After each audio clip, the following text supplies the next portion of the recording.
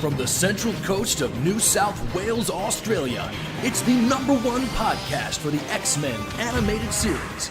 This is Generation X-Men with Bender and Brooksy. Yes, it is. Thanks, Steve. This is Generation X-Men. I'm Bender, and with me, as always, is Brooksy. Hey, hey. Like the name suggests, we are Generation X-Men, and you are too. If you're new to this, what we'll be doing is going through all 5 seasons of X-Men the animated series, one episode at a time, giving you our thoughts, X-Quiz, tally time, and most importantly, having a laugh as well. Now, Out of the Past Part 2. This is the episode I confused with the last one. Yes, it was actually this one on the end of the tape that I recorded over all those years ago. So it's like always come in, if we're going to be able to do it, we don't have that much time to do it, and Gene's censoring into what happens. So I'm just right into the finale of this one. But now that we got it on DVD and any other sort of pirated versions that we may watch it on, I can watch it start to finish anytime I like. I don't have to wait for The Matrix to finish and then Blazing Saddles to finish. So, this is the follow-up to Wolverine versus the Reapers with the cameo of the lethal predator from space, which we'll be breaking down shortly. Coming up later in the episode, we've got Tally Time and Claw Draw, where we tally all the recurring motifs, like every time Jean faints, whenever Beast quotes a philosopher, and the most popular one, Claw Draw. We tell you how many times Wolverine pops his claws in the episode, season, and series. We also got some more Marvel movie news, potential Avengers 4 subtitles, Brooks. Oh, yeah, a few of them. Avengers Infinity War Part 2, or will it be something more fun like Avengers Endgame, Resurrection, Avengers vs. Predator Requiem, Avengers and Robin, Avengers Take Manhattan, the final chapter, Avengers The Dream Warriors. I'm throwing Don't give them all away. We just draw heavily from all the horror movie subtitles because they got some pearlers in there. I hope they go super creative with something like that. Yeah. I hope they bring the Dream Warriors in. The Dream Warriors. So good. I hope they bring in like old school soundtracks. Remember the Dream Warriors? We're the Dream Warriors. Star-Lord's going to love it. Oh, wow. He'd lose his mind with a bit of Dokken playing and the Dream Warriors. That'd be sick. Also, our post box is full with some more goodies from our loyal listeners. We'll check it out soon enough. Also, after a little research, I've solved the mystery over who's watching our show on YouTube, Brooks. I haven't shared that with you before the show. No, you haven't. I wanted to save it as a surprise for when we reveal our most important YouTube watcher of the show. Stay tuned to the end of the show to find out. YouTube watcher that's right. of a blank screen. Just us two. Well, it's just a picture of the thumbnail with some green speech lines. All right, do they move? They don't move, no. Well, what Podbean does, you can't just upload audio to YouTube. It has to be a video. So what they do, they just create a stock video to put up on there. So, so it has to be a video, and I'll reveal our special listener watcher of YouTube later on. Before we get in that, it's time for X-Quiz. Pop quiz, Hotshot. Pop quiz! Pop quiz, asshole. Time for a surprise quiz? Gonna be a pop quiz on Wednesday. There's a pop quiz. Pop quiz. All right. Buy me a Coke.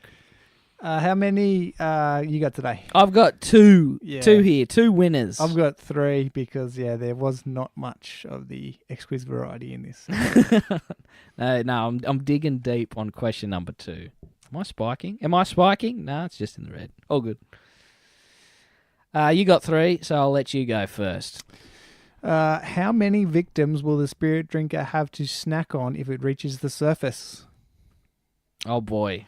Nah, I wasn't paying attention to that. Or was it just all of Manhattan? Or it's actually all of New York. New York. So, I don't got know. a guess of the population of New York? The population of New York? I'd say it's pretty big. Is it 3 million people? 8 million. 8? Oh, I should have said 6. I thought 6 was too big. I'm thinking 8 million is like Tokyo. Well, all right. 8 million in New York. Yeah. Sorry, I couldn't get that one. All our loyal New York listeners, I won't try and do your accent, even though it's very fun to do. Move your fucking truck! That's all I got for New York. All right. In the episode, the spirit drinker has several tendrils, I call them tongues, that uses to draw the spirits out of its victims. How many tongues does the spirit drinker have at one time. At any one time? At any one time. Not all up, but in the maximum tongues that he has. 4? It is 5. Oh. Because he gets all the Reavers, and then he gets all the Morlocks. Morlocks. That was that what are, I was thinking. that are Morlocks. tied up, yeah. Yeah. So I had 5. Gotcha. Right. There you go. What about what coloured dress is the woman Beast is making uncomfortable in the art gallery wearing? The old lady, who I thought he was his date. Oh, But then yeah, I thought, yeah. oh, no, Beast can't be that old. I think he's just harassing some old lady at the museum. I think she had like a fur trim on her coat. So was it purple? It was purple. Excellent. With a white fox. Well, fur is murder. He should be against that more than anybody else. Okay, here's my last X quiz. This is scraping the bottom of the barrel. I had to do a quick search, illegal search of Google while you're watching the show. After, spoilers, after Jubilee has been got by the spirit drinker, Wolverine picks her up and carries her away, and Lady Deathstrike says, "Leave your whelp behind." What is a whelp? A whelp? Yes. I've never heard that before in my life. I didn't know what she said. I left that out. Oh, I thought it was funny because I was like, she called him a whelp, her a whelp. I was like, what the fuck's a whelp? So just have a crack and guess what a whelp is. No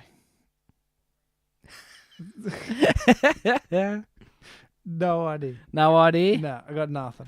Tapping out. A whelp is a puppy or a boy or young man, or in a verb, it's to give birth to. So you would say, oh, my dog was whelping a couple of puppies. Or to call someone a whelp, you call them a puppy. Or a boy or a young man. So she's either very confused with Jubilee's gender, or she just really doesn't give a shit about it and is just calling her a tiny dog. Right.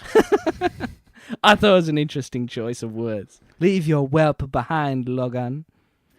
My last one is, what does Sydney the waiter bring to the table for Cyclops and Jean? Oh, I thought you were going to ask about what he looked like. I did notice he had an earring on his right ear. He did. I was going to go with that, but that was too easy. What was he just carrying? It looked like it was sliced. Was it like a garlic bread or something, or a lobster? There's 3 things on the tray. Okay. Oh, way off. It was a jug and 2 glasses. You're close on both accounts. Oh, well, hit me up. This is partial marks here. Partial marks? It's a loaf of bread and then 2 green drinks. Oh, okay. Oh, that's pretty close. Yes. Loaf of bread, 2 green drinks? Yep. Oh, dear. Sort of whack-ass restaurant. Well, it's just cafe, wasn't it? Yeah, that's right. Boring-ass cafe with some green drinks. Where else would Cyclops go? Seriously? Chlorophyll for drinks. Ah, very good. Yeah, what is a green drink? What's he getting in them? Maduri or something? Maduri sounds like a drink that Cyclops would order. Weren't we supposed to do that after like Slave Island? Come up with what sort of drinks the X-Men would order at a bar. Do you want to do that next week? We'll do that next week. I'll write that down. All right, because we forgot to do it after Slave Island. God, forgot to do so much shit. Previously on X-Men. Okay, previously on X-Men, the Reavers take out the Morlocks. Mm-hmm. They find a spacecraft in the Morlock tunnels. Yuriko is able to scratch the ship. They decide they need to lure Wolverine down there to open it. A human with adamantium claws, which you're Yes. still not happy about. No. Why? Because she's cyborg. She doesn't associate herself with human beings anymore. He also is the long-lost love that she wants revenge on. Mm-hmm. So Wolverine comes down there. He fucks up all the Reavers. He slices a hole in the ship when it attacks Yuriko, and he lets something out. Yes. I tried to minimize this as quickly as I can because it felt to me like this previously on X-Men went for 6 years. You were saying it's a very long previously on X-Men.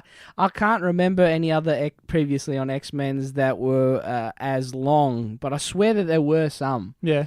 Maybe the Savage Land Reunion Part 2, when it was just everything Savage Land, was that longer, but maybe felt shorter because there were so many different segments. In this, they're basically trying to summarize the previous episode in its entirety. I'm going to have to watch the timer now because, this one was like almost 2 minutes. You're going to be clocking them now. It's like 2 minutes out of the bloody 20. Like, come on. Mate, I see. That's what it is. I know in The Simpsons, when the episode's running short, they play the couch gag or the intro in its entirety. No chalkboard gag. Yeah, couch gag. Yeah, but when they're running long, they just go. They punch it all in. Straight to Homer jumping out of the way of the car. And that's all I can sort of put together. I think it's just a way to fill in time. Shit, the show's only running 19 minutes. Gives 2 minutes of previously on the catch up. All right, let's break it down. Break it down, my fuzz. Break it down!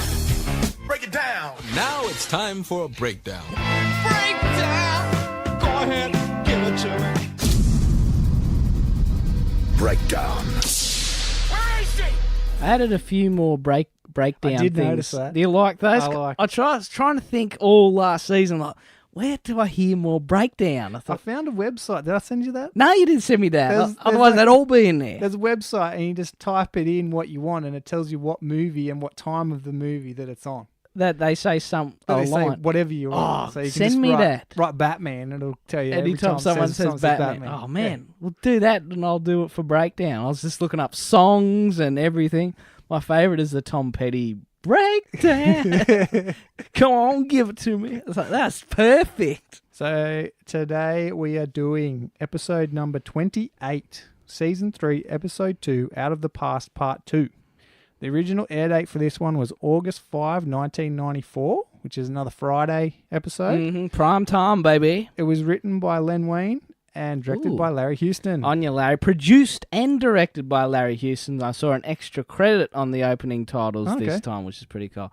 So this is a Len Wein written episode, It eh? is. Oh, was the last one wasn't Len Wein, No, eh? it wasn't. Oh, jeez. Huh. Think it would be, seeing how it's dealing with Wolverine. Anyway, so he gets part 2. That's why there's so many claw draws. He loves a claw draw. It was the old favourite Michael Eden's last week. I don't mind Michael Eden's. No. It's interesting claw draw in this one. Wolverine pops one side and then the other side. Normally does them in unison, but he went pop up, pop up.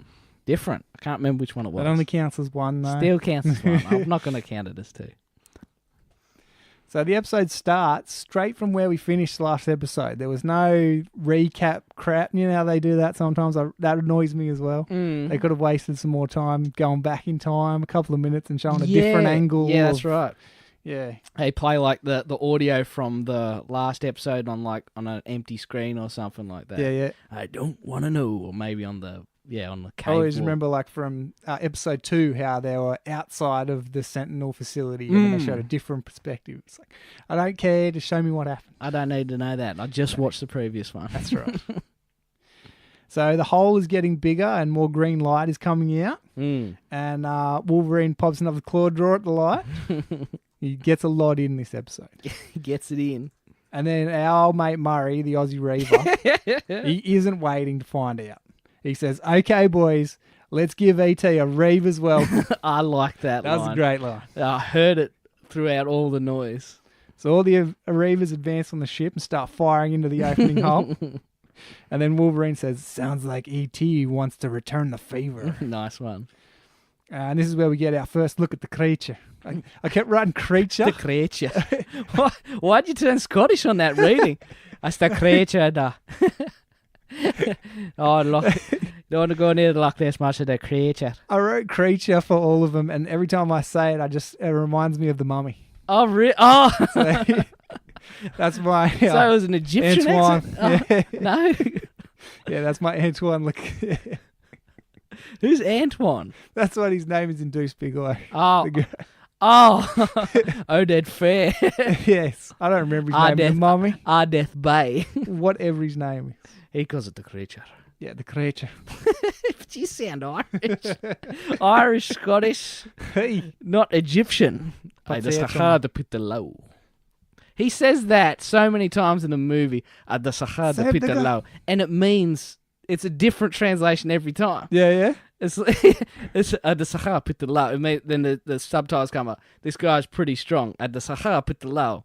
he won't survive the desert. So he said the exact same thing twice. How am I getting two different subtitles here? It's the only thing he knows to say in Arabic. It's the only thing he learned in Arabic, but I thought it's got to be an in-joke. Yeah, definitely. Next time you watch it, you listen for the way he says it. It is a great movie. I love The Mummy. Top movie. I'm not going to diss it in any way. I just love it. 1999 classic. Classic. Go out and watch it. Better than the other mummies. Oh, the other Mummy, terrible. No Tom Cruise Mummy. I haven't seen that. Terrible. I haven't seen You that. don't want to see it. Lady Mummy with two pupils in the eyes.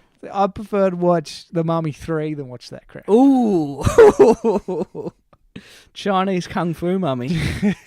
Yeah, whatever, mate. All right, where were we? I don't know. Yeah, The go creature. First look at the creature. Yeah, well, this is the first time we see the creature, right?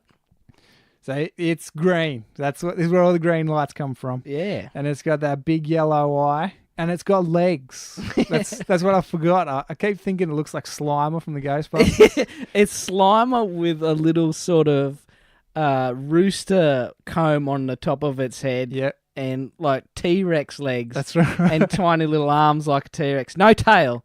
No. It's glowing green. It doesn't. What's really cool about it is glowing green. There's no black outline on it like the rest of the characters. It's like drawn in like a highlighted green, which makes me think, well, they're kicking off the season with a really good looking episode, advanced coloring techniques, and this alien that would have been animated in a totally different way to the rest of them, because I wager it wasn't animated the traditional way. I'm not big on how animation studios work, but this looked really, really complex. Yep. The design was a bit goofy, but its animation style looked very complex. So I always forget its legs. And then I was like, oh, it always leads with its legs, gets its legs out, and then pulls its body for everything. Yeah. Yeah, it's a big silly thing. Looks like an egg with legs.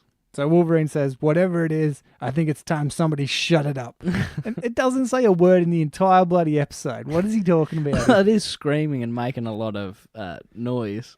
So the Reavers continue to shoot at it, and it advances on them before it opens its mouth, and then these long tendrils come out. So the tendrils come out. Yeah, Bender calls them tongues. I called them tongues, so they remind me of the Reaper tongues out of Blade 2.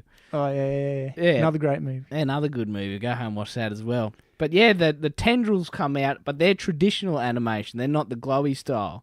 So they've got the dark green tendrils coming out. And they've got the red. They've got sort of a red outline. Got a red highlight on them, which is pretty cool. So they attack all the Reavers. Reavers are gone. Yeah, it is. All the Reavers are wrapped up, and you see the energy come out of them, and they just boom fall straight to the ground, and the eyes are glowing green, right? Yeah, it sucks their life force out and leaves them lifeless on the ground. Green eyes. Which is a pretty cool way to show something that's comatose. So Wolverine takes off with Yuriko and Gambit. Gambit throws a few cards, give him time to escape, which just seems to really piss the bloody monster off. Oh, I should mention that before the Reavers are attacked and drained, Jubilee says something, get away, and screams and blasts it.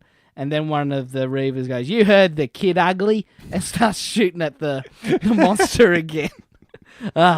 I thought, I can't believe you left that bit out. That's a classic line. You heard the kid ugly. Get back! You heard the kid ugly. Back off! So as Gambit's throwing these cards, Jubilee notices a tendril coming at him, and she jumps in front of it, and then she has her life sucked out too. Yeah, she sacrificed herself to save Gambit. So Wolverine comes in with the no, Jubilee! Classic stuff. And then we face cut from him to the Professor. Yeah, we've got a matching cut here. And he's using Cerebro. He's also screaming. He's also screaming. He must have saw Jubilee got. No! Jubilee!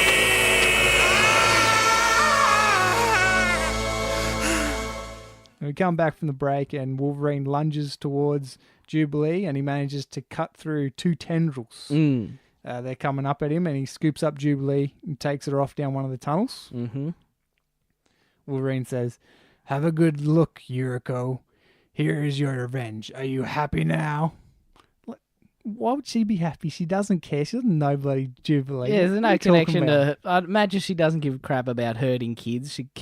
She strung up a whole bunch of what the hell are they called? Morlocks. And she doesn't care. No. So Yuriko goes straight into the argument of that he killed her father again. 'Cause she wasn't listening in the last episode. Gimp breaks up the fight and tells them that they have to take off because the creature is coming. I'm going to have to get Odette Fair from the Mummy to say, the creature. The creature. The creature. It's a deeper voice. He got a very deep voice. The creature. Oh, there, that's closer. So I was going to make my voice deep. Yeah, just go deeper, otherwise you sound Irish. Hey, The creature boy's coming to get us now. you serious? Save the girl. Kill the creature.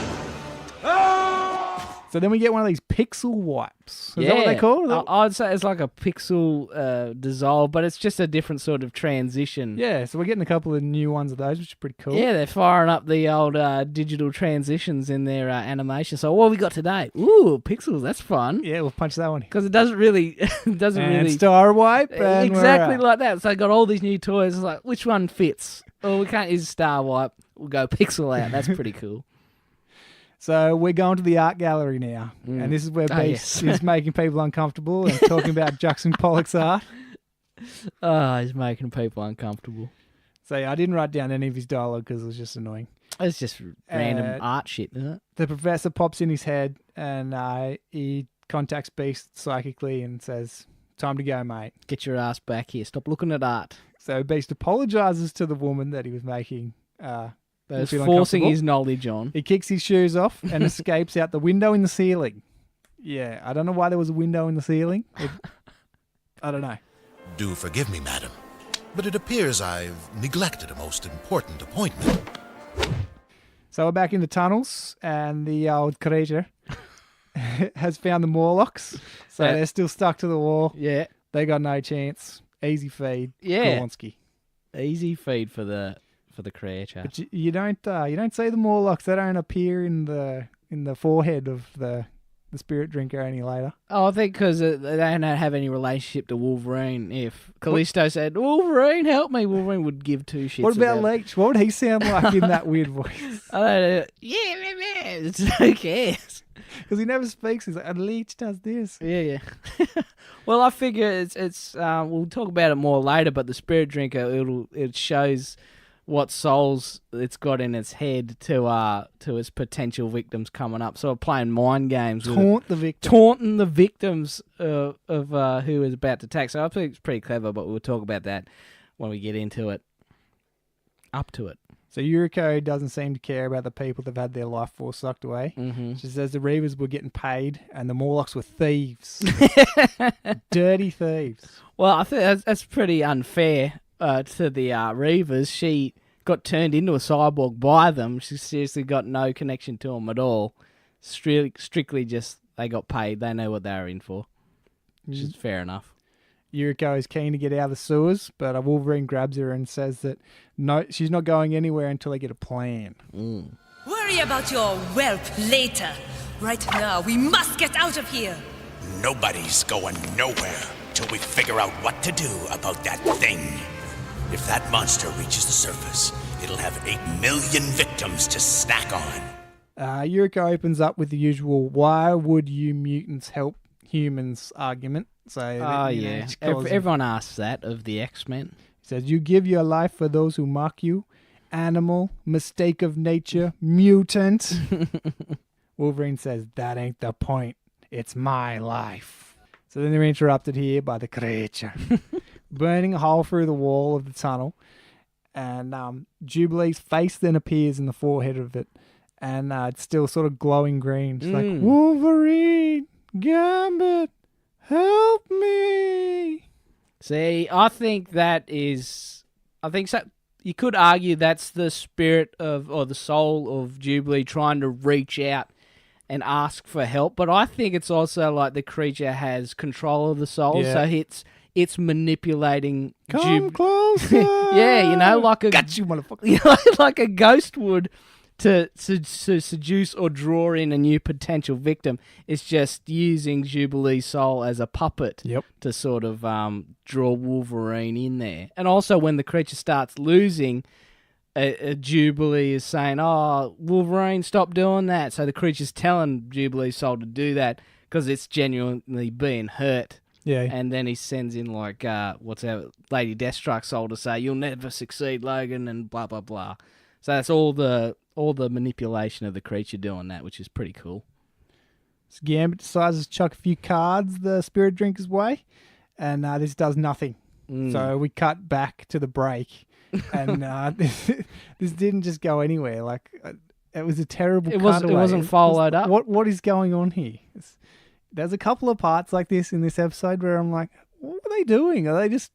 Oh, come on, Phoenix, come on. Let's just knock this out real quick. See, that's what I felt. I was going to say that later. This doesn't feel like a worthy follow up to the previous episode. No. You know, whatever that one was called. What was the last episode called? Out of the Past, Part 1. Out of the Past, Part 1. Out of the Past, Part 2 wasn't really doing it for me. Part 1 was way better than this. So we cut to the cafe where Jean and Cyclops are out for date night. At cafe. Can't you just call it Houston's Cafe? It's not that hard. As soon as Cyclops says it's just the two of them, the old professor pops up in his chair and he appears like his ghost professor. As a premonition, just as a projection next to them. And says, "You are needed immediately." See, why is he force ghosting himself over to them, but just to Beast, he's just in his head? Because Professor X is a perv, man. He That's just exactly right. He just wants to be the third wheel chair. That was a good one. Yeah, it was very funny. Sorry to do this to you, Sydney, but I think you'd better pack our dinner to go. Again. So who is this Sydney guy? So this is the very animated specific version look. of Fox executive Sydney Iwander. All right. Yeah, so it's one of the Fox execs, so they've given him a little bit of an homage in here. So that's pretty cool. Is he one of the execs that told him to stick it, or the cruel exec that said No, he's one cut of the the good budget? ones. Yeah, Oh, okay. that was the Saban guy. Oh, okay. When they took over, they said after season 2, they had the number 1 show. Yeah. And then they said, "Oh, we'll cut all the writers' wages." And they said, "Why is that?" So, because they know they get to say that they're working on number 1 show, so they should be able to work for less. Oh, that is terrible. It's pretty cheap, eh? What's such a tight ass thing to do? Mr. Saban. Saban the tight ass. So back into the sewers, Wolverine is carrying Jubilee, much to Yuriko's annoyance. And he says the X-Men don't abandon their own. So they're punching this in now. Ever since the Morph thing, we don't abandon anyone now. Oh, yeah, especially Wolverine. Yeah. He's not leaving anyone behind. He's also pushing it that, she left the Reavers behind. So then this is when the Reavers start to appear in the old spirit drinker's forehead. And they're pleading, "Eureka, please." All right, do this very Aussie. Aussie it up. "Eureka, please." Because it's Australian, but it's also a lost ghost, so you really had to turn up all the sort of Aussie and Aussieisms. You're gonna have to cut that one in. That was great. I'll put it in. Don't worry about that.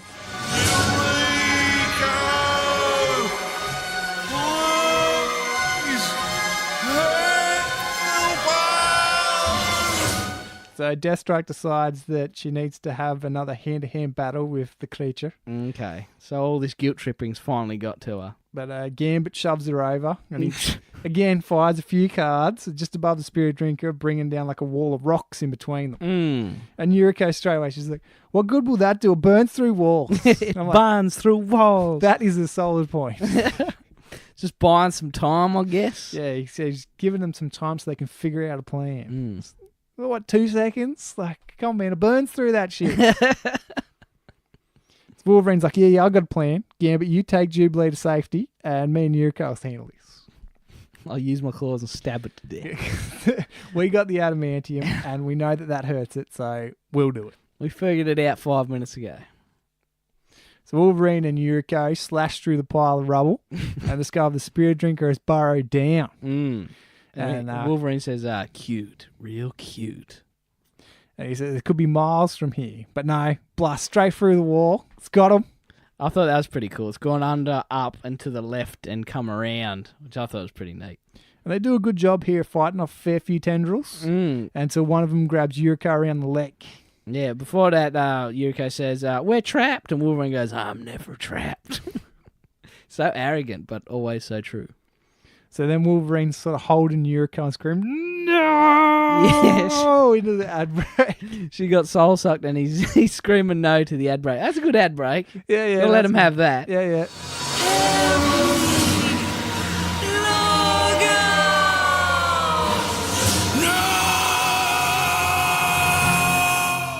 So when we come back from the break, it's back again. And Wolverine's like, come on, you piece of alien gutter trash. Just try to suck me in. I hope you gag. Jeez, that's very sexual, don't you think? That's too much. Len Wein letting it all go through the senses. So he pops claws as the tendrils start to reach him. And then just as he's about to get got, or like he's going to have to attack or whatever, he's still holding Yuriko. Yeah, he's only got the one hand to defend himself. And then we see old Cyclops' optic blast come through. Spirit drinker. It's out of there. Yeah, it's knocked for... Go on again. So Gambit has found Beast Jean, the Professor, and Cyclops, whose uniform is almost black. Yeah, you see this? it's gone real dark. Very dark underground, and it's only got the blue highlights on there. I also wrote here, do we really need to speak about Cyclops using his powers down here, or can we just forget about that? Oh, I didn't even realise that. So we're back in the Morlock tunnels. That's exactly right. And he's fine with his powers. Maybe even the showrunners themselves that let's try and ignore what happened in the Morlocks episode. He's solar charged enough. He's got some solar charge in the bank. He can still use his lasers and leech chain around, or 20 other explanations why he couldn't use his powers underground. So Wolverine isn't happy that they've brought the unconscious Jubilee back. Mm-hmm. And the Professor explains that she is as safe here as she would be anywhere. So, like, who cares? I suppose so. Maybe some homeless person could go through her pockets and steal a wallet or something. Or something worse. I tried to keep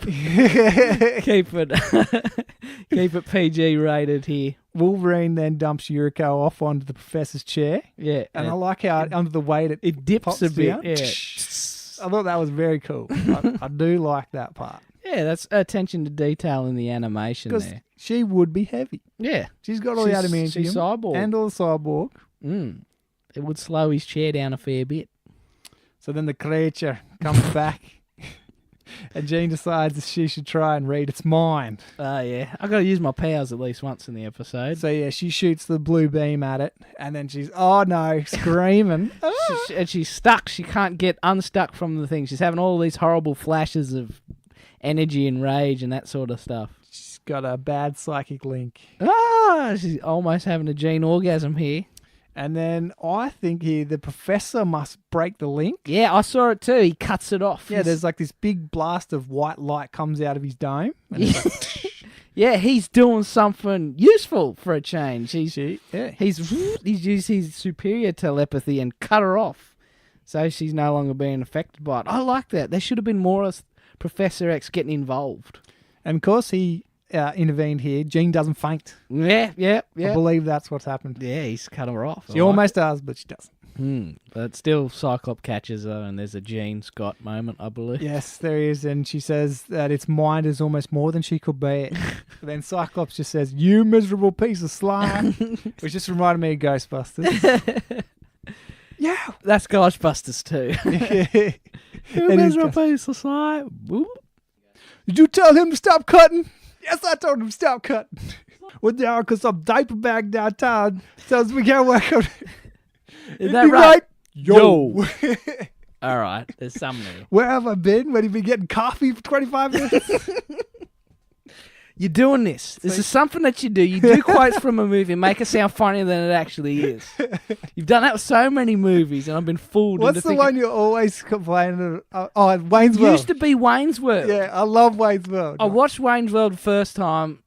I didn't think much of it, and you start quoting it. I thought, that sounded really funny. Watched it again, still wasn't into it. Then I started watching it again and again. So, okay, it's starting to get funny, but you always made it sound way funnier than it actually was. It's a great movie. It's all right. Both of them, both. It's all right.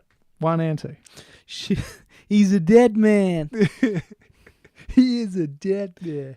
Right, should we go on with the episode, or just want me to keep quoting movies that I probably enjoy? should. Let's move on.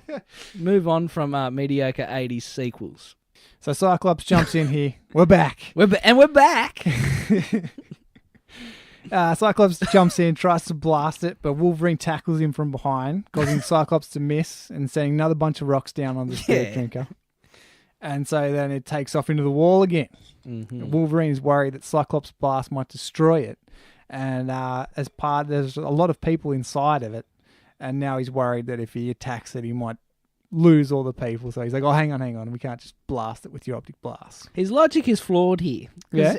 Wolverine is trying to kill it when he gets a go at it. Adamantium claws, okay. Yeah. Optic blast, no. He's just trying to steal my glory. This is my thing.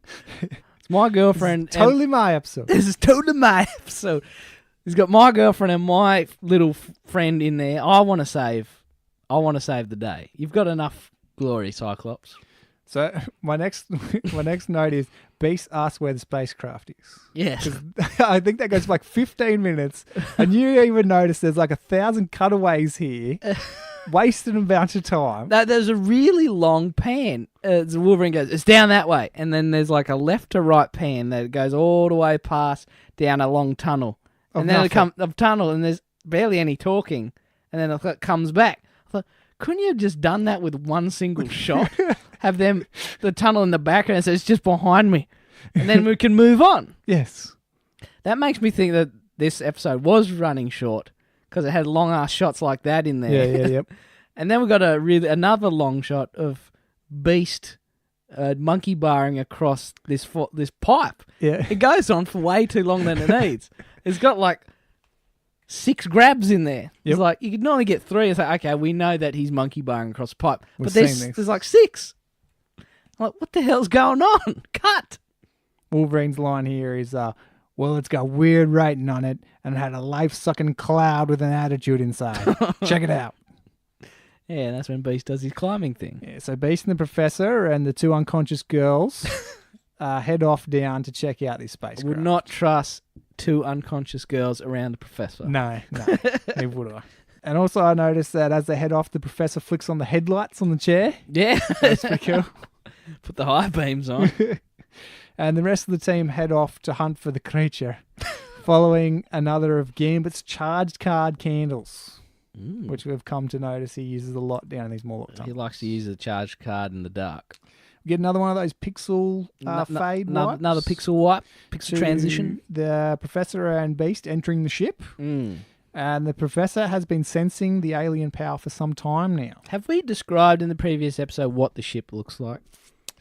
No. It's a big green ship in the shape of a T, and it's got like fins on each end of it, so it looks very aerodynamic. But and it's sort of like buried. So do you reckon it's been there for a long time? Yeah, it looks like it's either it looks like it's buried or crashed in there. Yeah, with what the lads start talking about it later.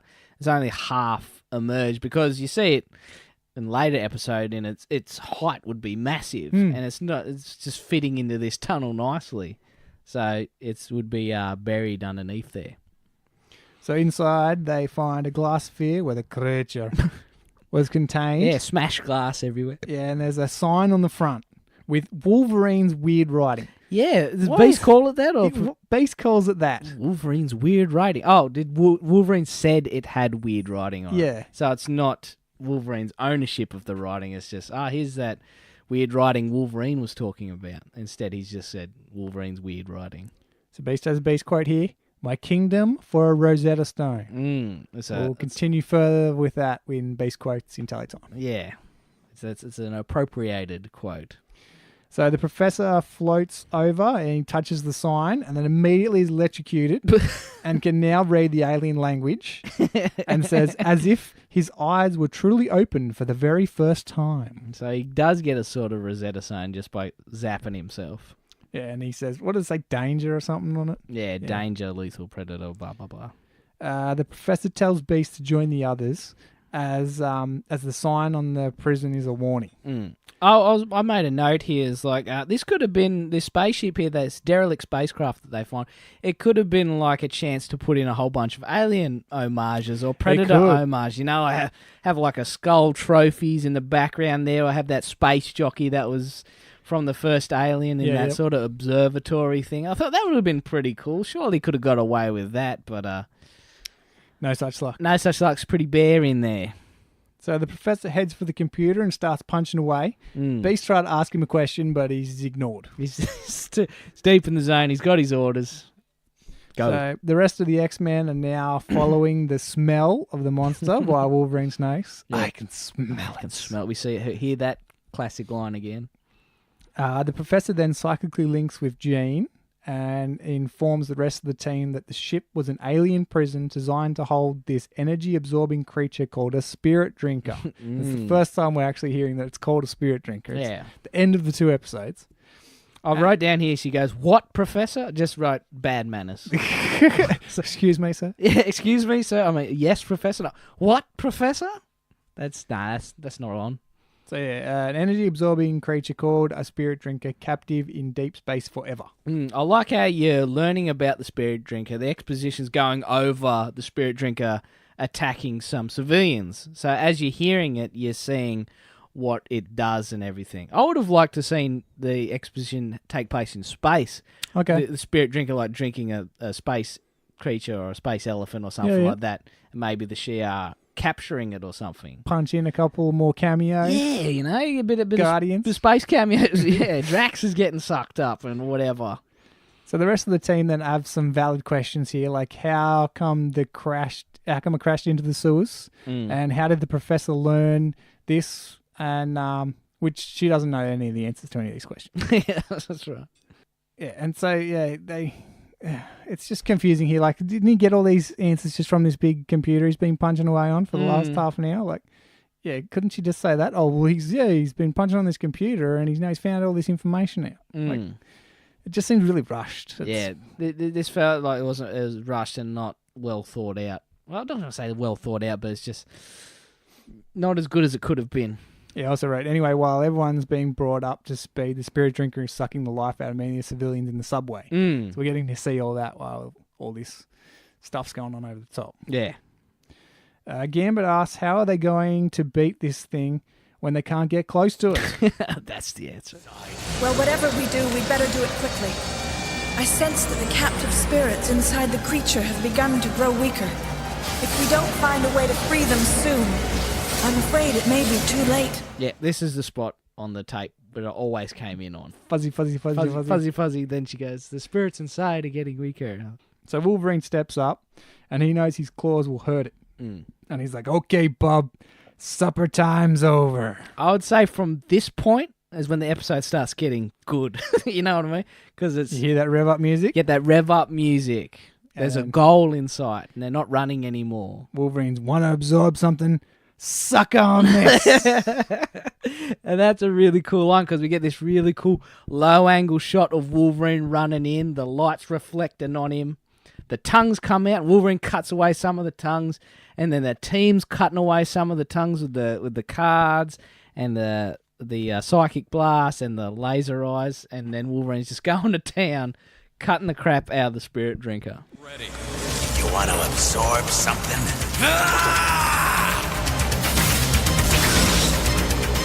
Suck on this.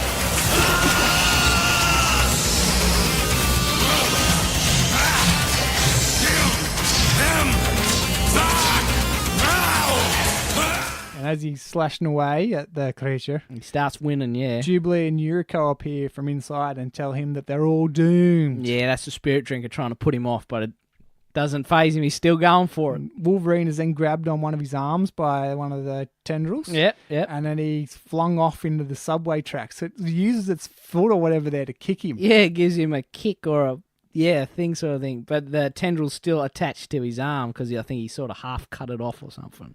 This is when Beast comes back with the rest of the team, and Beast leaps in to help Wolverine. And he's fallen and electrocuted himself on the third rail there. Yeah, Wolverine shows Beast that the piece of the tendril that was on his arm came into contact with the third rail of the subway, and then it explodes. Yeah.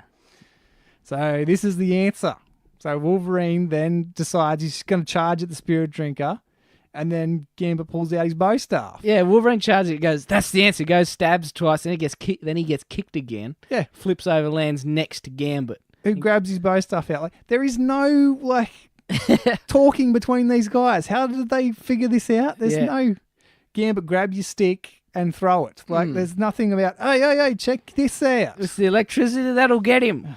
We need a conductor. Anyway, Gambit then spears his staff through the creature into the third rail, which causes a massive, like, blinding white explosion. And then the heads of all the people that were had their spirits taken come flying out and then back into the bodies of everyone. Yeah, all the spirits come out and the spirits are all white and ghostly, and the team's putting their hands up as the spirits fly around. Kind of reminded me of Raiders of the Lost Ark when the Ark gets opened up. Again, you could have made a couple of references to that.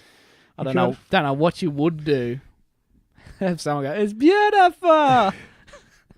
But yeah, all the people start coming back. I was going to count all the spirits flying around there, but then it could have been too inconsistent for an X quiz. So, it's too vague. Because they sucked so many people out on the subway, that's why I didn't go for that either. Yeah, see, I was playing fair.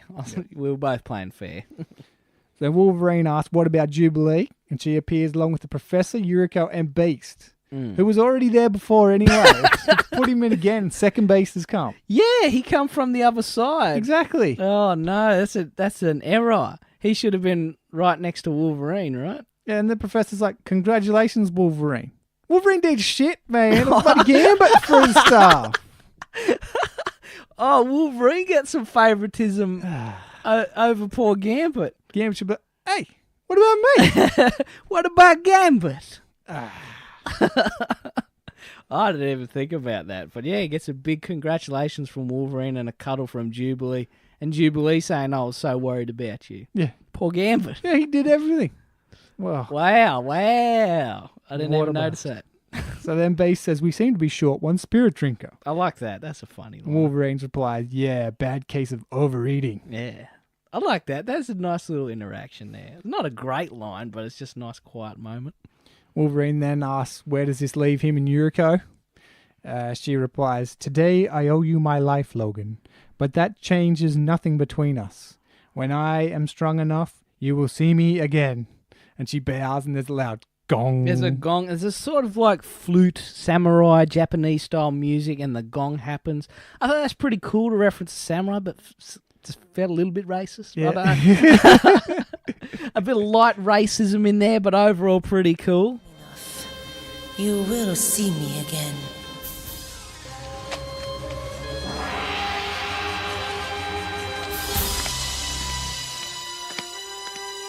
Yuriko. So then she runs away, and we're not even going to go into that. He's told her multiple times he didn't kill her father. Why does she still want to kill him? She's not buying it. Anyway.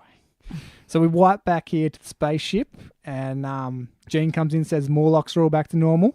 And Cyclops tells us that the Reavers have all escaped, but it will be a while till they can repair their cybernetics. Yeah, and Cyclops is throwing something in the air and catching it again. It looked like, as a kid, I thought it was like a coin or a rock. I thought it was like a rock. Tail to it. Yeah, but, and then I thought it was a bolt. Yeah, I think it would be a lot closer to a bolt or a piece of Reaver, like a piece of cyborg material or something like that. It wasn't really explained. It's just something for Cyclops to do. The Professor then starts that he is glad that all the X-Men are safe, but this is not over. I felt things, sensed things I have never known before. Saw terrible visions of beings with ruthless, unimaginable power. But I fear this was only the beginning.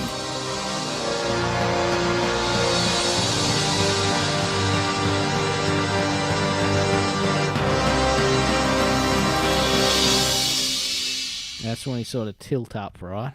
Yeah, this is so then we get all the shots of like there's space battles. Oh yeah, that's right. Planets exploding, and there's a bunch of space people. And that Emperor guy, bug-looking people, and a chair, and space battles, and yeah. So we're gonna get into all that in the next coming episodes with the old Phoenix. Because we tilt up, we see the world, right? So we pan up into space, and we see the planet with the moon and the sun in the background. And then it says, coming soon. And then the world starts to catch fire. It's real fire, not animated fire. It's not animated fire. And from inside the flames, it says, the Phoenix Saga. And that's the end of that chapter. That is a strong finish to the episode. I remember the end of that episode very strongly. Yeah, because it's real fire. Oh, real fire. Look I at that remember fire. that. It's real. fire. They got like stock footage of actual fire and put it behind the planet. They must have rotoscoped. The world is on fire. Out of the black. I was like, what? It's an interesting effect. Well, but why wouldn't you not just animate the fire? It's just simpler to do real fire, more epic. I don't know. But yeah, what did you think of that episode, Brooksy? Well, the ending of it is very memorable to me, but man, they crammed a lot of crap in and then just fast forward through a lot of stuff they should have slowed down. It felt very off-tilted to me. See, this was not a worthy follow-up to part one. No, and you were saying number 2 is better than number 1. Yeah, what's going on? It's like, I was just very sort of, because I watched, this is the only one I've done homework on, Brooksy. I watched it because I was so excited last time we recorded. Like, oh man, I can't wait. I'm going to rip into this next episode. It's going to be great. And it was like, the first 2 acts were rubbish. And I was like, what happened? Where's all the promise that I was given at the to be continue? I was ready. Next episode, you just wait for it. Because, I was just so fired up and I remember that finale so well. And I was just so disappointed with this one. I was like, But I will say from that point when Wolverine charges in and fights it, that's when it got good. It had a strong finale, but the rest of it is just really flat. I mean, spend most of the time not even running away from the Spirit Walker. They were just walking away from it and knocking shit down and get in the way. Yeah, knocking rocks down that did nothing. And Professor's doing his slow investigation with Beast and... The scenes of them rallying the X-Men, like Cyclops and Jean at the cafe and Beast at the museum, that didn't need to be there. They could have all been in the one place in the danger room or something, doing something cool. So, all right, we need to just get here quick. So you've wasted time with those scenes when you could have, like, what I would have done to make this better, we'll jump ahead, what I've done to make this better is just show the Spirit Drinker on a different planet, causing havoc as the Professor is breaking it all down. Yep. Show a bit more interesting stuff rather than spending the time just slowly walking away from the Spirit Drinker. I thought the Spirit Drinker itself is pretty cool. Yeah, it looked really good. Yeah, all the shining animation and it's manipulating the souls in its body to attack Wolverine or psych him out. All really promising and stuff like that. They just really didn't build on that and make it really epic and cool. Yeah, I thought there was too much of the Wolverine popping claws and just going to town on the bloody Spirit Drinker for no reason. Like that, he must have done that 6 times during the bloody episode. Yeah. And then at the end, they could have talked about the plan a bit better, and then Gambit's like, yeah, I know what to do. I'll throw him a spear in there. Yeah, there was none of that. There's just too much assumed knowledge there. And I think... If you really want to break down listening to the dialogue, Wolverine says, that's the answer, twice. Yep. I don't think they had enough story to animate, so maybe Larry Houston was doing his sort of post-production chopping and changing to try and have it make sense or something. Yeah. Because it felt like the finale was, like you said, rushed and misplaced, and then Gambit sort of gets it into the end. Maybe there was supposed to be back and forth between Wolverine and Gambit. Okay, you use your stick and get it on the third rail and electrocute this to do that. But none of it was there.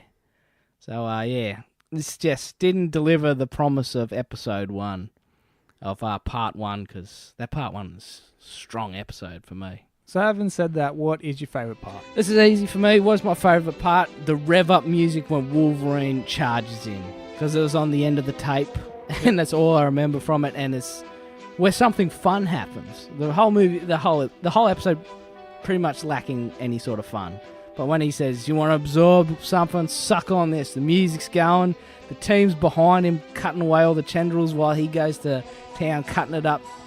And that was too short. To me, that was like, okay, this is the big time we're going to get Wolverine doing epic stuff, slashing, jumping, dodging, doing that, and it cut off really quick. I was like, no. So that was my favourite part. What was your favourite part, Brooksy? My favourite part has to be the ending with the Earth on fire, real fire. The best part of the episode was the tease. That's right. Of what's to come. Oh, no. That was my favourite part. Because you're saying it was very memorable and it stuck in your head. Yes. What's funny is when we used to watch these cartoons with Mum, Kim and I would watch these cartoons with Mum. Mum felt as though the Phoenix Saga went on forever. Yep. And whenever she sees that teaser, she was like, oh no. Because we've got 8 episodes of Phoenix. I couldn't relate. Yeah. It did take a long time when you were a kid.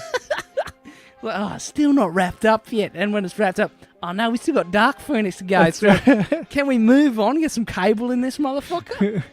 But yeah, I always remember that as being funny because Mum really liked watching the X-Men with us. Okay, yeah. As opposed to, say, Batman or any other movies we'd put on.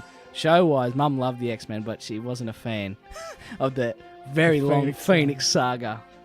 What's your favourite quote, Brooksy? Badass lines that stick in your head? My favourite quote has to be from our mate Murray Reese. Okay, boys, let's give E.T. a Reavers welcome. Yeah, listen to the kid ugly. Can't believe you missed that one if you're going for Aussie lines. I love giving E.T. a Reavers welcome. Let's give E.T. a Reavers welcome. I think E.T.'s the go-to when you want to make fun of something from space. Yep. I can't think of anything else that people have said in movies and television if they're making fun of an alien. I'm sure Alf got called E.T. all the time. My favourite line, I think I'd go with the badass line. You want to absorb something, suck on this, because it's in line with my favourite moment. It's really... Favourite moment and favourite line have connected. They've really gone together in this scene. So that's my favourite line of the episode. There aren't that many others. Other than what I really like from Beast, my kingdom for a Rosetta Stone, which I'm sure we'll break down in a second. We will. So how do you rate this one? Yeah, very disappointed with this episode. I think I gave the last one an 8 or an 8.5. You gave it an 8. This one is besides that finale, not much going on, so I'll just give this one a 6.5 out of 10. 6.5. Yes. Yeah, that finale is very strong to me, but the first 2 acts are no good. So what I did to make it better, just make the first 2 acts more exciting and a bit more ambitious stuff with the spirit drinker there. How would you rate this one, Brooks? I give it a 5.5. 5.5. So yeah, pretty average. Seeing how your favourite bit is just the teaser. And IMDb's giving this one a 7.5. Ooh. Just try to suck me in. I hope you're gay. All right, time for tally time and claw draw. Hit us up, Brooks. So, for the first time in a while, we've got some base quotes. Here we are. My kingdom for a Rosetta Stone. Which is an appropriation of my kingdom for a horse, right? Yes. So, it's a famous Robin phrase. Hood? Originally occurred in Act 5, Scene 4, William Shakespeare's play Richard III. Here, Richard III yells out loudly this famous phrase, a horse, my kingdom for a horse. I thought it was Robin Hood Men in Tights when he washes up in England and he sees the big white England. Originally, yes. Yeah, okay, yeah, let's keep it original. Also, I wrote down about the Rosetta Stone. Do you know what a Rosetta Stone is? I knew the basic idea of a Rosetta Stone. It was just like the same thing written in different languages, just as a way to translate, say, from English to Spanish. It's the same thing written, but in both languages. But you'll hit me up with the actual Rosetta Stone. The Rosetta Stone holds the key to understanding Egyptian hieroglyphs. It's in the British Museum, and it sort of looks like the stone marker tablet from The Last Crusade. It's missing the top right. Missing the top right anchor. As you can see, it's incomplete. I love that Last Crusade would have referenced the Rosetta Stone by having the top right missing. That's pretty cool. It is cool. If you're into history and science and that sort of thing. Claw draws. Being Len Wein, written episode. How many claw draws do you think we got in this one? I'd say we'd have about 6. 8. 8, baby. 8 plus 5 from last episode. We've got 13, season 3. Oh, boy. So add that to the 103 we already had. It's 116. Wow, getting up there. We are getting up there. And we've got another bub this episode. We did have a bub. All right, bub, supper time's over. That's it. So add that to the 6. We got 7 bubs. We almost got a Gene Faints, but we didn't. So we're still on 3. But don't worry, Phoenix Saga up next. Faints coming out your ears, baby. Was there any other cool sound effects that you heard? Nah, not really. I didn't see any cool sound effects in this, or hear any cool sound effects in this one. So, yeah, you mentioned before, Ben, that our postbox is full. Yeah, mate, we're at Generation Mailbag time. We've got a lovely gift from one Hayley Wooden. I hope I'm pronouncing that correctly. It is an X-Men colouring and activity book. No way. It is, Brooksy. It's right here. 2003 Marvel colouring and activity book. What have they got in that? It looks very thick. Well, on the cover here, we've got Colossus, Psylocke, and Wolverine, but Wolverine's wearing this new sort of uniform. And he looks very young. He looks very young, very Asian, and he's got like a soul patch that's drifted down to his goatee there. I think Hayley called it Chinese Wolverine or Canadian Wolverine. With Chinese Wolverine is from Canada, from Western Florida. It's got a whole bunch of colourings to do. We've got Storm here, all in different uniforms. So this is 2003, a little bit after, maybe 10 years after we were watching X-Men. So they were sort of in that in-between period. It's like the movies had just come out, I believe. X-Men 2's just come out, and so we've got like Archangel here, some Connect the Dots, Blob and Gambit, and traditional outfits here, so and a maze as well. Oh, there's a maze. I'm doing the maze. There's a maze. I thought you were going to colour this. I forgot to bring it for so many weeks, but I hope you can colour this or do the mazes while you're watching the episodes during research. I'll punch a few onto the Instagram or something. I'll bring some colouring in pencils. Oh, dot to dot. Awesome. Get your boy Gambit there. And yeah. Or you can finish the picture of, say, I think it's Beast or Wolverine here. Yeah. We've got Sabretooth here as well, and all sorts of fun stuff in the colouring and activity book. I was going to say, I haven't seen much of these anymore, but I don't peruse the kids section of colouring books. No, I don't know. And activity books as well. See, they haven't got a traditional Wolverine outfit here. It's all that new weird one. Got the Juggernaut bitch for the Connect the Dots. And very good. Thanks for that, Hayley. This is something to put on the shelf and go with all of our memorabilia. I'll have to find me connector pens. I still got them in the same pencil case I had when I was doing my colouring ages ago. There's a lot of Archangel. Top stuff. Keep them all coming in. All the gifts that you want to send Generation X-Men's way. Yes, thank you very much. Thank you very much. So we've got some more Generation mailbag here from our mate Scott Honig. Oh, good old Scotty. Yeah, he gave us the comic books of the X-Men Adventures. He's given us a breakdown of the Reavers, and I'll read it as closely as I can. So here's the deal with the Reavers. I don't believe they are all Australian, but at least some of them are. Most likely Bonebreaker and Skullbuster. The others named Cole, Reese, and Malkin, whatever. These three have been Hellions, essentially hired guards of the Hellfire Club, in a very famous scene from the Dark Phoenix saga, which was actually kept fairly intact in the animated series adaptation of the same. Wolverine rips through a bunch of Hellions like Vanadium steel through butter. That's in quotations there, so it must be a quotation from the comic book or the series, to get back to the inner circle of the Hellfire Club to save Jean and the other X-Men. Most of the Reavers are these guys who were so badly damaged they all lost some limbs and major organs, holy moly, that they had to be supplemented by cyborg enhancement. They then settled in the Australian outback, where they had some run-ins with the X-Men while our heroes operated out of Australia for a while. And yes, it was revealed that Lady Deathstrike helped outfit the Reavers with their cyborg parts. Hope that helps, Scotty. There you go. It does help a bit, but it's sort of reversed this time around, which I thought was an interesting switch. Oh, how about that, eh? So Wolverine cut the crap out of some Hellions so bad, got rid of their arms and organs, they had to be turned into cyborgs by Lady Deathstrike. That's cool. Wouldn't it be cool to see a new X-Men the Animated Series where they follow that exactly? Keep it nice and violent for us grown-ups. Definitely. Oh, thanks for that, Scotty. That's some interesting stuff right there. That's really cool. And what the hell is Vanadium steel? I want to know, Scotty. You're going to have to explain what this Vanadium steel is. You just raises some more questions. Just raises too many questions. So, yeah, Paddy pretty much said the same sort of thing on the page there, where they're saying there is a universally well-liked period of the X-Men comics where they are located in Australia. Oh, wow. They're living in an old, abandoned Australian outback town in the desert. Oh, man, we need to get that series. He says you guys should check this out. Oh, we should. Send us the comic books and we'll read them. We'll read them on air. I'll be Wolverine. All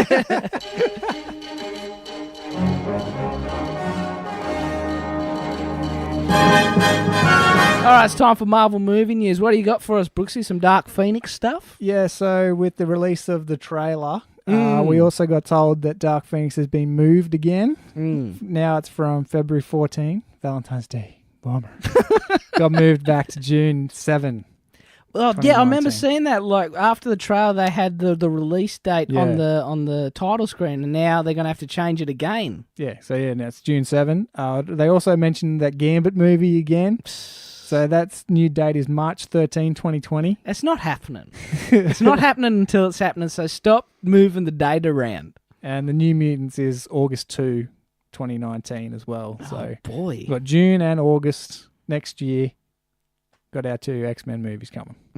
Are you going to see New Mutants? I'll see New Mutants. You won't wait for the DVD for that? Nah. See, I don't know. It doesn't seem like there's going to be a lot in New Mutants for me. I don't know. It looks pretty interesting. No, I'm keen to see where they go. All right, well, I'll check it out just to see where they go. But I'm not going there opening night. I'm going to wait till it's quiet, 10 a.m. in the morning. Yeah, what I wasn't interested in is Venom. Oh, Venom. I want to get into that now? Yeah, if you want. Because I went and saw Venom, and I had a great time. Well, I really enjoyed it, and I wanted you to see it just so we could have a discussion about it, because you'd probably dislike it strongly. Yeah, I'm going to wait for video on that one. Wait for video on that one. But if we want, I'll just give it a brief outline at the moment. I mean, if you're not on board with what Tom Hardy does with his quirky sort of style, you're not going to like the movie. The whole movie is just Tom Hardy turned up to 11, going nuts with his crazy voice that he does for Eddie Brock, which I think sounds like Zed from Police Academy. Okay. You remember that guy, the crazy guy? I found some really nice bonkers in here. That's what... To a degree, that's what Eddie Brock sort of sounds like when he's all crazy and talking to Venom and everything. I did like a mini review on Instagram. I just had post-it notes. But for me, I just like this one because it felt different to the rest of the MCU sort of films in a good way. The language is a bit more adult, and it didn't follow the same sort of pattern or feeling that you get with the MCU. I mean, and the buddy comedy aspect of it with Eddie Brock talking to Venom. I mean, spoiler alert, Venom calls Eddie Brock a pussy in this. And I thought that was hilarious. There's a scene where they're up the top. Eddie Brock knows that Venom's going to save him and they're going to fly and web onto a building or something. So he turns back into Eddie Brock, and the voice of Venom in his head goes, "Jump." And Eddie Brock's freaking out. And then the next scene, you see Eddie Brock, he's come down in the elevator, walks out looking all disheveled and sad. And then Venom's voiceover goes, "Pussy." And I thought, that cracked me up. I popped on there. I thought, that's hilarious. We would never get that in any other MCU film. We're never going to get, like, banter between two characters where it's just more, like, insultive. You know what I mean? There's no bro talk in that. You're not going to have Captain America and Winter Soldier broing down like that. They're all very friendly and they're good pals, but real sort of friendships, they're going to have little sort of digs at each other. And I thought that was cool. The motorbike chase, I've gone on record and said it's the best motorbike chase I've seen in ages. Way better than Mission Impossible Fallout. Everyone's talking about Mission Impossible Fallout, that big motorcycle chase. That was okay. They cut too fast and didn't look very real, but there's one in Venom was really rocking, man. Yeah. And there's a fight scene between Venom and some cops. I thought it was pretty cool. Creative ways Venom's chucking the cops around. We'll say detriment to the film is it's suffering from the weak Marvel MCU villain. The human villain is very uncharismatic. He's got the charisma of a doormat.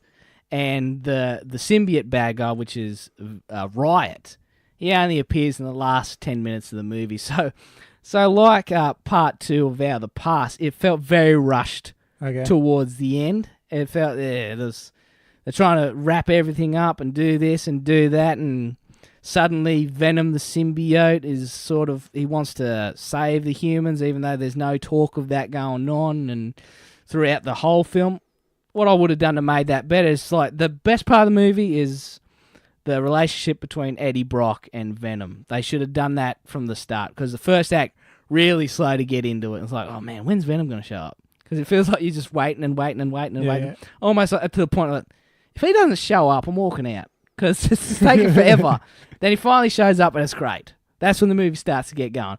Would have kicked that off sooner and spent more time with those two and less time with the supporting characters. They're all bland and shit, and it's like, ah. So I can sort of understand where people are coming from by saying it's a misfire, but the critics are just bashing the fuck out of this movie. Like 3.5 out of 10 or C-. This is not any worse than Doctor Strange or any of those other mediocre MCU movies that get like, oh, A++, fun for the whole family, 4 thumbs up. Fuck you. It's like, where's all this hate coming from just because it's not part of the MCU and Spider-Man's not in it? That's another big critique. Oh, well, this Venom's not very good because Spider-Man's not in it. Watch Spider-Man 3 where Spider-Man and Venom is. Tell me how good that piece of shit movie is. It's rubbish. Topher Grace was a terrible Venom.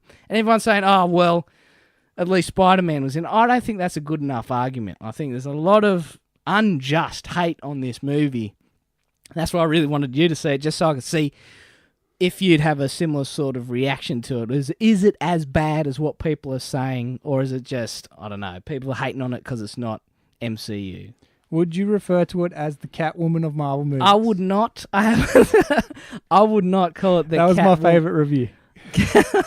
That is incredibly harsh. I would not call it the Catwoman of Marvel films. Have you seen A Star Is Born yet? No, I haven't seen it. Because Venom's killing it in the box office. No, I'm not going to see Bradley Cooper and Lady Gaga sing their way through 2 hours of movie. Well, at the moment, Venom's on 7.1 on IMDb. That's not too bad. The one that everyone's talking about is Rotten Tomatoes giving it 31%. See, yeah.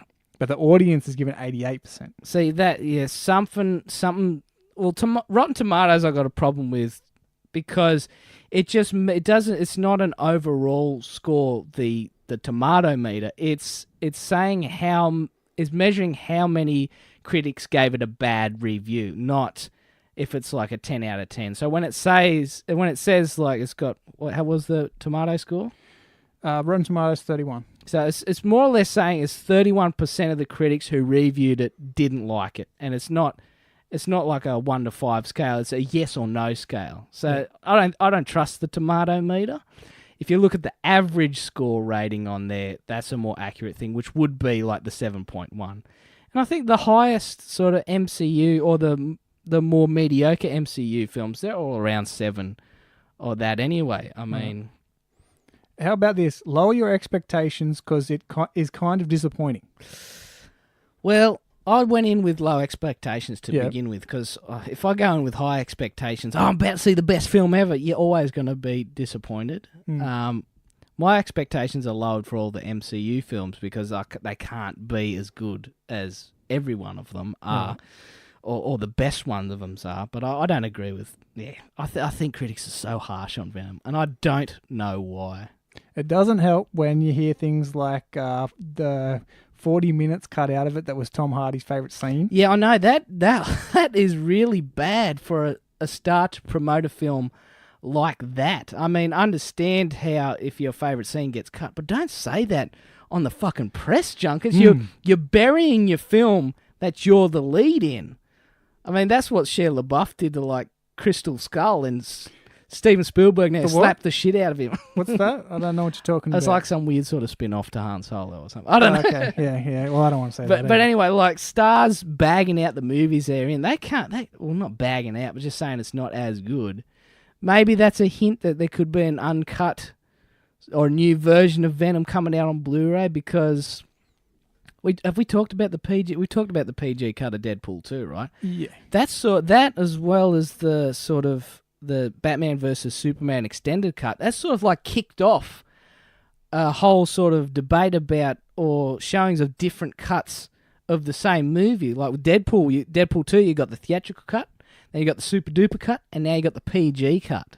I was like, how many times can you cut a movie and release it in a different way? I mean, and so hopefully this means we'll get the Venom theatrical cut, and on Blu-ray we'll get the Venom theatrical cut plus a super duper dark cut with all the swearing, the Tom Hardy favourite scenes cut. How's that for a title? Venom, the Tom Hardy favourite scenes cut. You know, I mean, I don't think there'd be any sort of extra swear words or extra violence in it. It was pretty. It was a PG-13 sort of film, or M15 plus here in Australia. But yeah, I don't think it needed to be R-rated. I think it got away with being PG-13. Everyone, a lot of the bad things they're saying about Venom's, it's an R-rated superhero, anti-hero, he should be blood and guts or whatever. I don't think it needed to be like that. Spider-Man's not in it. I don't think Spider-Man needed to be in it. Yep. We've already seen what Spider-Man and Venom look like together, and if you want that, you can go to the comics, you go to the cartoon, or you can go to Spider-Man 3. I'm interested to see a new take on Venom and see where he goes. But yeah, if I was to rate the movie, I'd give it 8 out of 10. Right. To make it better, speed up that start, more Eddie and Venom back and forth. Well, the other part of Marvel movie news I wanted to get your take on was the James Gunn Suicide Squad 2 rumour. Ooh. I heard this, because I also really thought that there was already a director for Suicide Squad 2 in Gavin O'Connor. He has done the Accountant with Ben Affleck, and he did Warrior with Tom Hardy and Joel Edgerton, which I thought that those movies were okay. And anything would be better than seeing the previous director, David Ayer, do Suicide Squad again, because that first one, that was a bit of a cluster, that movie. Did you see Suicide Squad? I waited for video on that one, and was that was one of those movies you wait for video on. Cause the only good thing was Aussie Croc. Aussie Croc is Killer Croc. Aussie Croc is it's Aussie Croc. It's a created character on WCW Nitro. No, it was Revenge. It was Revenge. Sorry, my bad. I thought Captain Boomerang was good. All the characters were good. It was just the story was crap. And Captain Boomerang. Only good thing about that. See, I think that's maybe. I want to know if that's us being Aussie, or was it a universal thing? American listeners who had seen Suicide Squad, lend me your thoughts on Captain Boomerang. Was he cool? Was he funny? Or is that just Brooksy and I liking him because he's Australian and he took the piss out of everybody? When he waves that cigarette lighter, ooh, fire, big deal. That's hilarious. More of that. Classic. See, that's why I'd be bad as a Suicide Squad director. It'd be all about Captain Boomerang. He's Captain Boomerang and he's captain of the squad. Because, he was just so much fun. But yeah, bringing, what's his name? What's the director?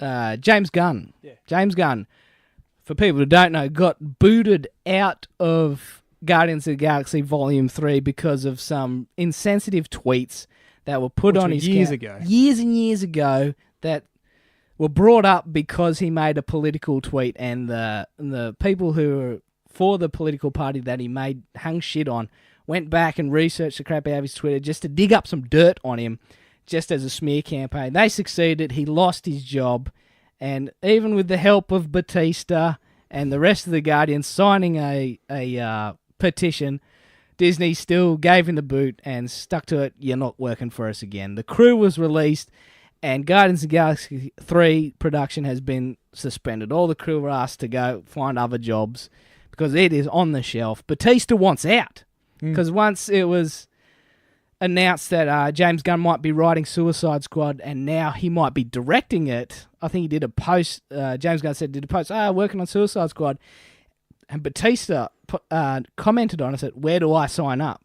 He is 100% behind James Gunn. Get you a man that looks at James Gunn the same way Batista does. Because I can understand Batista's alliance to him, because when he was auditioning for Guardians, you probably heard about this, James Gunn really backed him, said, this is my guy, I want him to be Drax, he's excellent, let's give him a chance. They brought him back for so many different auditions, and James Gunn's giving him tips on how to get the job. Right. And when Batista eventually gets the job, he's so grateful to James Gunn because he was the guy who brought him in. Yep.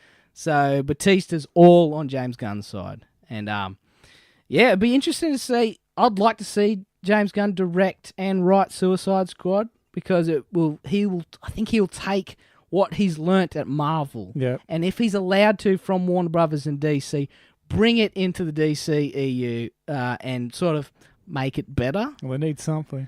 But I'm not too thrilled about it because I didn't really like Guardians 2, but seeing how I am sort of a DC guy, I'd be good to get a little bit of positive feedback. Bit of that Marvel magic. Get that Marvel magic over because James Gunn's like an internet darling. Everyone loves him. Because Suicide Squad 1 was more or less trying to be Guardians of the Galaxy, right? You got a team of misfits. The soundtrack's going crazy, and they're just quirky and fighting and everything, but there was no real sort of structure to it, and blah, blah, blah, blah, blah. So, I'm keen to see what he does with Suicide Squad if he gets the job, and I'm keen to see if Batista can get out of his contract and come over to the dark side of the DCEU. Who would he play? Oh, so dark. So dark. You sure you're not part of the DC universe? Oh, man, did you see that fucking cringeworthy attack that the DC marketing had against Deadpool? No. There's a new TV show coming out called Titans. Okay. Which is the Teen Titans, which is Robin, Raven, I think Cyborg was in it, and a couple other, like Sapphire, and a couple other sort of sidekicks to the Justice League. And they're forming their own TV show, and they're dark or whatever and beating up everybody. And then there was this really cringeworthy advertisement that said, that quote, "You're so dark, you're sure you're not from the DC universe? Famous American philosopher Mr. Poole." Then they did the trailer, and then they had "Suck It, Mr. Poole" by DC Universe Online or whatever. I was like, oh man. Not only is your comeback lame as hell, terrible. Suck it? Are you DX? What are you talking about with this suck it? The worst thing you can do, in my opinion, is acknowledge what the competitors say about you, right? Yep. If you just ignore them, you're bigger than them, they're not affecting how you work. But with this, they've said, oh, we hear what you say, we're gonna retaliate with something, and it's not as good. It's like if you cut me down with something really good and I come back with, you are. You know what I mean? It's like, why would you even do that? Whose idea was it to have a crack at Deadpool? Deadpool! The person you don't want to get into an insult fight with. He's got a team of riders ready to carve you a new asshole. You're not going to beat him verbally. No. And what he's going to do is probably going to ignore it. Be the bigger person, ignore it. It's like, please, kid, you're not going to bring me tumbling down. But I thought that was such a pathetic attack at a Marvel property, and definitely the wrong one too. Tell you what I do with Suicide Squad. What? Well, seeing how you asked. Yeah, I did ask. Well, to me, Suicide Squad are just the Expendables. They're humans, and there's one mutant, and his mutant power is he's a crocodile. All right, you got Deadshot, who's just good at shooting. Yep, 100% human. You got the Crocodile Man, which he just looks like a crocodile, a little bit strong, and can swim. That's his power. He can swim good, and he can bite people. Michael Phelps. You got Michael Phelps, but ugly. You've got a lady with a magic sword, still human, and you've got a human who's good at throwing boomerangs. So he's Australian. Yeah, Australian boomerang thrower. Australian guy. So he should be the leader. And you've got a 60-kilo chick with a baseball bat who can do gymnastics. These 5 people, they're not the people you send in to bring down, say, Thanos. You know what I mean? Yeah. What? Click, and they're all dead. Why are you sending this team to fight a magical creature when the magical creature could just wipe them out? You don't send in... It's like sending the Expendables in to fight Apocalypse or Thanos. He's just going to kill Barney Ross, kill Jason Statham's character, whatever his character's name was, kill Terry Crews. It's not going to work. So what I'd do, what should have always been done with Suicide Squad, they're going in to fight a human villain. Joker, Mr. Freeze, Black Mask, whatever, all these other DC villains. You don't send in a crew of crazy mercenaries that don't work well as a team, don't have any superpowers against magical beings. What I'd do, here's my pitch, steal it if you want to, Hollywood, because I'd love to see this movie. It's just Die Hard with the Suicide Squad, all right? They're in a building. It's Wayne Tower. The Suicide Squad's boss has been captured by the Joker. I can't remember her name. Amanda Waller. She's been captured by the Joker. The Joker's got his crew taken over Wayne Tower. Then all you got to do, send the squad in to take them down one floor at a time. And you got the cops outside. Bullock, Commissioner Gordon's out there. Bullock or someone's talking to one of the team in there. You get to have all the cool shit between Harley and the Joker. And you get to have Captain Boomerang kicking ass, taking names, and Will Smith doing all the shooting. He should release a rap song about the Suicide Squad. That's what the first one was missing. If there was a Wild Wild West or Men in Black sort of tie-in song with Suicide Squad, would have saved the movie for me, man. You know what I mean? I do know what you mean. How good would that be? Wicked Suicide Squad with my guns on my hands. Got the Harley Quinn with her bat doing this and that. And you know what I mean? Oh, man. That better happen in Suicide Squad 2. Or 3. Or 4. Or when Will Smith's had enough of the franchise. You know what I mean? It's like that. So many missed opportunities here. But yeah, if the Suicide Squad, that's what, directed by Nathan Bennett, Suicide Squad 5. That's what's happening, unless Hollywood take it from me. All right, teased earlier in the episode, the Avengers possible leaked subtitles. Avengers 4 The Awakening. No, that's not what it is. Avengers 4, I don't know, Requiem, Resurrection. What have we got that are possible leaks, Brooksy? Well, I've got a list of a few here. Some of them we've already mentioned in previous podcasts.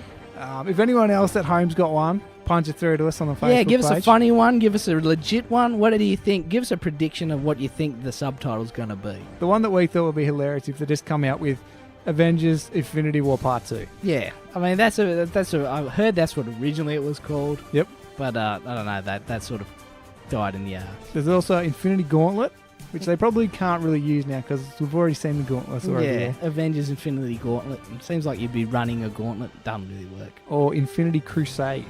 That's interesting. I think it'd be too interesting to follow though. Yeah. Well, the one that's gaining a lot of traction at the moment is Avengers Endgame. Really? And Doctor Strange actually says this is the Endgame at the end of the number 3. See, I don't like that because Highlander 4 was called Endgame. Okay. Highlander Endgame. And if you can't be copying Highlander. Not because it's good, but because that was a movie. That's a TV movie. Right. It didn't even get a theatrical release. You're going to steal Highlander 4's subtitle? I don't think so. The next one is Avengers Secret War. Well, see, that sounds like it will be. I think that's one of the comics. Oh, okay. That's pretty close. The other one it could be is Avengers, the New Avengers. Ooh, okay. So, yeah, we get rid of the old guys, we get the new people in. That might be a bit too leading. Or do you think that's going to be the next one? Well, I'd say that'd be the next one. But that's if that's like saying Avengers 4, they all die and get replaced. You know? Well, that's the spoiler. Yeah, I know. The more it's the New Avengers, that's more or less saying we're going to get new Avengers. These ones aren't sticking around. The other one that's gaining traction is Avengers The Last Avenger. See, that's one when I searched up, that looked like it was going to be it. And because of Ms. Marvel probably coming in to save the day, if they're going to disband the Avengers, or it could be a reference to... Because they're Captain America, the first Avenger, and this could be like the bookend sort of thing. Avengers 4, The Last Avenger. That sounds pretty good. The other ones are Heroes Reborn or Heroes Return. Yeah. And then the next ones are like Avengers Assemble, Avengers Reassemble, Avengers Disassemble, Avengers Assembly Required. How about Avengers Annihilation? Oh, God. Absolutely not. Or Avengers Secret Invasion. Okay. So I think that's a link to the Skrulls. Oh, right, yeah. So, yeah, that one's that one. Also, Avengers 4, which has the Fantastic Four in it. Ooh. Because they own the rights now. Avengers 4, and then the 4 is just in a circle. No, I don't think that'll happen. They only just got the rights. I doubt that the Fantastic Four are showing up. Same as Avengers X. It's too early. Those two aren't happening. I can immediately write those one. Put a line through them. They're not happening. And the third one of them is Avengers Adam, which would be Adam Warlock. Oh. Which they hinted to at the end of Guardians of the Galaxy Part 2. Oh, right. I'm not familiar with Adam Warlock. And I got 2 left. There's Avengers Eternity and Avengers Forever. Avengers Forever? Avengers and Robin? No way it'd be Avengers Forever. Avengers Eternity might work. It's vague enough, but it could suggest that they're trying to undo whatever he's done for Eternity. Okay, so if you're going to bet, what would you say? what was the other one? The Secret Wars, was that one of them? Yeah. I think a safe bet will be Avengers the last Avenger. Yeah. But I don't know if they'd have the double Avenger in a title. Sounds weird. Avengers, the last Avenger. But okay, I'll say Avengers, Secret Wars. I'll go with something like Eternity then. Okay. I'll go just with one word. Avengers Eternity. Yeah. Okay, that's pretty solid. So yeah. Reassemble or assemble? Nah, that can't. Nah, that's too lame. They're better than that. Yeah, I'm gonna go with one word though. I think all the subtitles for the MCU movies have been pretty hard to pick. Yeah. I mean, I wouldn't have picked Thor: Dark World or Thor: Ragnarok. Yeah. Ant-Man, that's pretty straightforward. Ant-Man the Wasp, and can't think of any other subtitles. Age of Ultron. Yeah. Iron Man 2. Civil War, Winter Soldier. Yeah. Iron Man's the only one keeping it cool for me. I don't like subtitle ones. Keep 1, 2, 3. That's all you need. That's the other thing. Just come out. Avengers 4. Nah, can't do that. We'll screw up all the other Avengers, because Avengers Age of Ultron, Avengers Infinity War, Avengers Secret War. All right. Well, listeners, hit us up. What do you reckon it's going to be? Did you see the leaked action figure back of the card there? I didn't see the back of the card, no. Nah, well, it's had the one I saw was spoilers for anybody who don't want to hear any spoilers for the next Avengers movie. It had Thor and Rocket Raccoon, and they were wearing these sort of astronaut suits or something. And I heard it was a reference to the subworld, Quantum Realm. Quantum Realm. Is that where Ant-Man lives? That's the thing about Ant-Man 2 with going into the quantum realm and all that. Yeah, they were in the jazz. Quantum Realm suit. So I figure that could be it. Although they have given you those sort of things before. Remember the toys for the previous Avengers? They had the Hulk busting out the Hulkbuster armor. And everyone thought that was going to happen at the end, but it didn't. I think that was a deleted scene. You reckon? I think it was. Because surely they wouldn't okay that, so maybe it's coming up in the new movie. You know you reckon? I think they'll go back in time and Hulk won't be afraid of Thanos anymore, and when they fight him again to stop the snap, Hulk will break out of there and catch his fingers or something like that. Right. That's a stronger prediction from me. There you go. When it's going to be a time related thing, surely it's going to come back to that moment before the snap.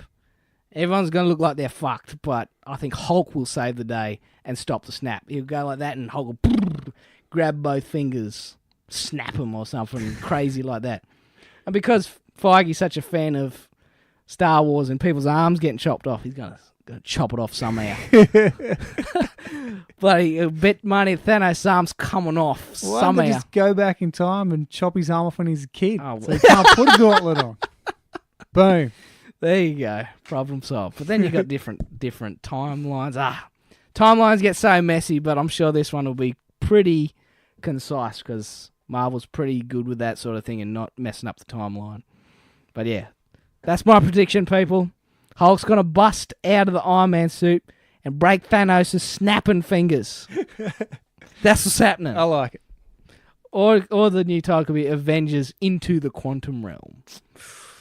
That's pretty fancy. Anyway, let's move on. All right, I teased earlier in the episode. You teased me. Yeah, I teased you. I teased all the listeners as well in the long ago at the start of the episode. We're running really late now, but we'll see what happens. I said after a little research, I've solved the mystery over who's watching our show on YouTube. I lied. I didn't really solve it. It was given to me as an answer. The announcer for Generation X-Men, Seppo Steve, back in America now, ran into, at a comic convention, Larry Houston. Oh, really? He ran into Larry Houston, got us a signed Rogue character sheet. No way. To our greatest fans, Generation X-Men, from Larry Houston. And he revealed, Seppo said, hey, my friends do a podcast about Generation X-Men. And Larry goes, yeah, I listened to it on YouTube. Larry! Wow.